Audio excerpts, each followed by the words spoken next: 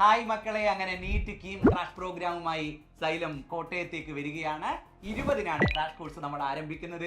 23-ന് second ബാച്ചും 25-ന് third ബാച്ചും കോട്ടയത്ത് നമ്മൾ തുടങ്ങുന്നുണ്ട്. എനിക്കൊപ്പം ഒരു കോട്ടയംകാരിയുണ്ട്, അൽഷിഫയുണ്ട്. മോളുടെ നാട്ടിലേക്കാണ് ക്രാഷ് പ്രോഗ്രാം വരുന്നത്. എന്ത് ഫീലാണ് അപ്പോൾ ഉള്ളത്? ഞാൻ വളരെ ഹാപ്പിയാണ്.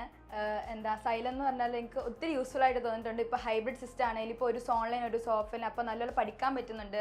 പിന്നെ ഇപ്പോൾ LMRP മൊഡ്യൂൾസ് ആണെങ്കിലും ഇപ്പം ഹൈബ്രിഡ് സിസ്റ്റത്തിലുണ്ടായിരുന്ന നമ്മുടെ DPPs ആണെങ്കിലും ഒത്തിരി യൂസ്ഫുൾ ആയിട്ടുണ്ട്. അപ്പോൾ എൻ്റെ നാട്ടിലുള്ള കൂട്ടുകാർക്കാണെങ്കിലും ഇതിപ്പോൾ ക്രാഷ് കോഴ്സ് വരുമ്പോഴത്തേക്ക് ഒത്തിരി ഹെൽപ്ഫുൾ ആവുമല്ലോ. അവർക്കും ഒരു ചാൻസ് കിട്ടിക്കോട്ടെ, നീറ്റ് എഴുതാൻ വേണ്ടി ഒരു ചാൻസ് കിട്ടുമല്ലോ. അപ്പോൾ ഞാൻ വളരെ ഹാപ്പിയാണ് അതിന്. അൽഷിഫ സൈലം ഹൈബ്രിഡിനകത്ത് റിപ്പീറ്റ് ചെയ്തുകൊണ്ടിരിക്കുകയാണ്.